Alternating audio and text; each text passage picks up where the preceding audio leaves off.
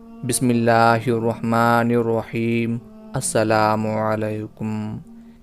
ایک مرتبہ حضور نبی کریم صلی اللہ علیہ وآلہ وسلم کسی سفر پر تشریف لے گئے۔ آپ کی عدم موجودگی میں حضرت علی رضی اللہ تعالی عنہ نے اپنے گھر میں کچھ رقم بھیجی۔ حضرت فاطمہ الزہرا رضی اللہ تعالی عنہا نے اس رقم سے 2 کنگن بنوا لیے اور ایک پردہ خرید کر اپنے دروازے پر لٹکا لیا۔ جب آپ صلی اللہ علیہ وآلہ وسلم سفر سے واپس تشریف لائے تو اپنی عادت مبارکہ کے مطابق سیدھے اپنی صاحبزادی کے پاس تشریف لائے۔ آپ کی نظر حضرت فاطمہ رضی اللہ تعالی عنہا کے کنگنوں اور دروازے پر لٹکے ہوئے پردے پر پڑی تو واپس پلٹ گئے۔ حضرت فاطمہ رضی اللہ تعالی عنہا نے آپ کو دیکھا تو استقبال کے لیے خوشی خوشی دروازے کی طرف لپکیں۔ آپ صلی اللہ علیہ وآلہ وسلم کو واپس جاتے دیکھ کر آپ رونے لگیں اور سب سمجھ گئیں کہ آپ کو ان چیزوں سے نہایت ناگواری گزری ہے، پہلے تو آپ نے کبھی ایسا نہیں کیا تھا۔ آپ رضی اللہ تعالی عنہ نے فوراً پردہ اتار دیا، دونوں کنگن بھی نکال لیے۔ پھر آپ نے حضرت حسن اور حضرت حسین رضی اللہ عنہما کو بلوایا، ایک کو کنگن تھمائے، دوسرے کو پردہ، اور ان سے فرمایا یہ دونوں چیزیں اپنے نانا جان کے پاس لے جاؤ اور ان سے کہنا آپ کی عدم موجودگی میں ہم نے ان دونوں چیزوں کے علاوہ اور کچھ نہیں بنایا، یہ آپ کی خدمت میں حاضر ہیں، آپ ان کا جو جی چاہے کیجئے۔ دونوں صاحبزادے ان دونوں چیزوں کو لے کر آپ صلی اللہ علیہ وآلہ وسلم کی خدمت میں پہنچے۔ والدہ محترمہ کا پیغام آپ صلی اللہ علیہ وآلہ وسلم کو دیا۔ آپ نے دونوں کے منہ پر بوسہ دیا، شفقت سے اپنے زانوئے مبارک پر بٹھایا اور خوشی کا اظہار فرمایا۔ پھر حکم فرمایا چاندی کے یہ دونوں کنگن توڑ دیے جائیں۔ کنگن توڑ دیے گئے تو آپ نے ان کے ٹکڑے اہل صوفہ میں تقسیم فرما دیے۔ صوفہ اس چبوترے کو کہتے ہیں جو مسجد نبوی کے باہر دروازے کے ساتھ بنایا گیا تھا، اس پر نادار صحابہ بیٹھا کرتے تھے۔ پھر آپ صلی اللہ علیہ وآلہ وسلم نے اصحاب صوفہ میں سے ایک صحابی کو بلایا، اس کے پاس کپڑا نہیں تھا، اس دروازے کے پردے میں سے ایک ٹکڑا پھاڑ کر اسے دے دیا۔ اس طرح ہر ایک کو تھوڑا تھوڑا اس پردے میں سے عنایت فرمایا۔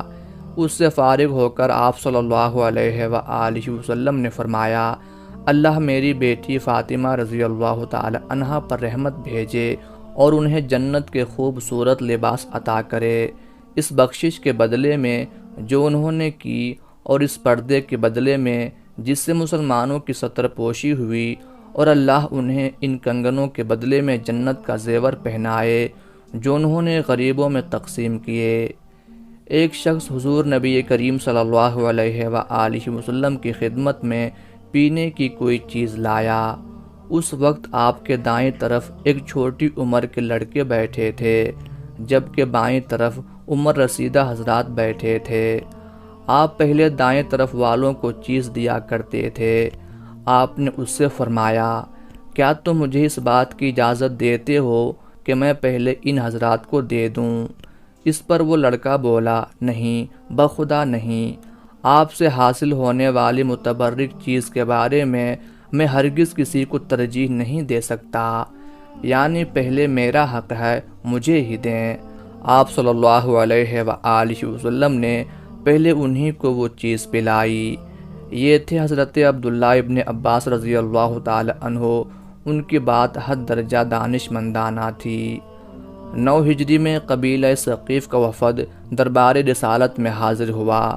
یہ لوگ آپ صلی اللہ علیہ وآلہ وسلم کی خدمت میں مناظرہ و مقابلہ کی غرض سے جاتے۔ اس وفد میں ایک بچہ بھی تھا جو رات دن اہل وفد کے سامان کی حفاظت پر مقرر تھا۔ ایک دن کا واقعہ ہے کہ رات کو اہل وفد سو گئے تو یہ بچہ چپکے حضور صلی اللہ علیہ وآلہ وسلم کی خدمت میں پہنچ گیا اور خفیہ اسلام لے آیا۔ اس دوران وہ باقاعدہ اسلام کی تعلیم حاصل کرتا رہا اور حسب موقع دربار رسالت میں حاضری دیتا رہا اور قرآن کریم کی تعلیم بھی سیکھتا رہا۔ دوران حاضری حضور صلی اللہ علیہ وآلہ وسلم کو محو خواب پایا تو جلیل القدر صحابہ رضی اللہ عنہم سے علم حاصل کر لیتا۔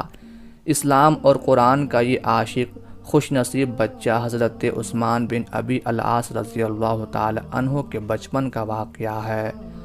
حضور صلی اللہ علیہ وآلہ وسلم کی مدینہ منورہ حاضری پر ایک لڑکا آپ کی خدمت میں پیش کیا گیا اور لوگوں نے کہا، یا رسول اللہ، اس نے 17 قرآنی سورتیں حفظ کر لی ہیں۔ حضور صلی اللہ علیہ وآلہ وسلم نے امتحان کے طور پر کچھ سنانے کو فرمایا۔ لڑکے نے آپ کے سامنے سورہ قاف سنائی۔ اس پر آپ صلی اللہ علیہ وآلہ وسلم نے مسرت کا اظہار فرمایا۔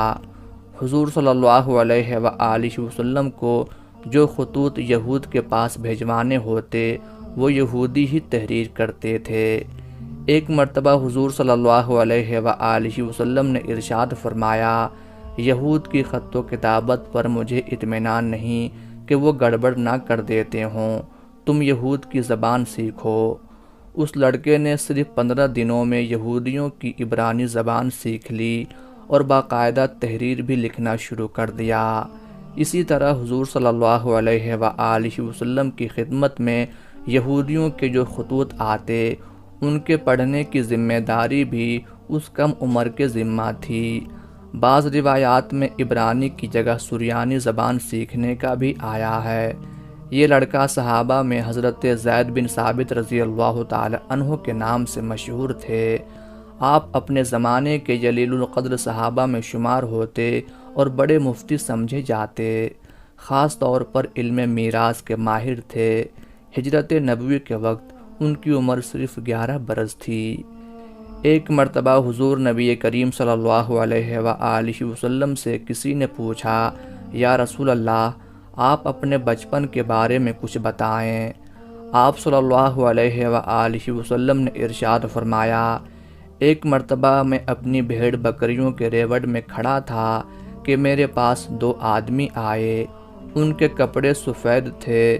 ان میں سے ایک کے پاس سونے کا ایک تشت تھا، وہ تشت برف سے بھرا ہوا تھا۔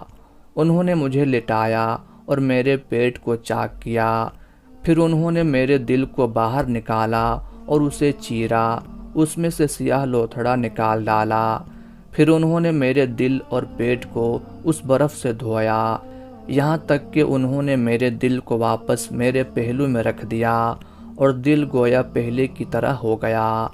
اب ان میں سے ایک نے دوسرے سے کہا، ان کی امت کے 10 آدمیوں سے ان کا وزن کرو۔ انہوں نے مجھے تولا تو میرا وزن زیادہ ہو گیا۔ اس پر پہلے نے کہا، 100 آدمیوں سے وزن کرو۔ اس نے مجھے 100 آدمیوں سے تولا، اب بھی میرا وزن بڑھ گیا۔ اس کے بعد مجھے 1000 آدمیوں سے تولا گیا، اب بھی میرا وزن بڑھ گیا۔ اب پہلے نے کہا، بس رہنے دو، اگر تم انہیں پوری امت کے مقابلے میں تولو گے تب بھی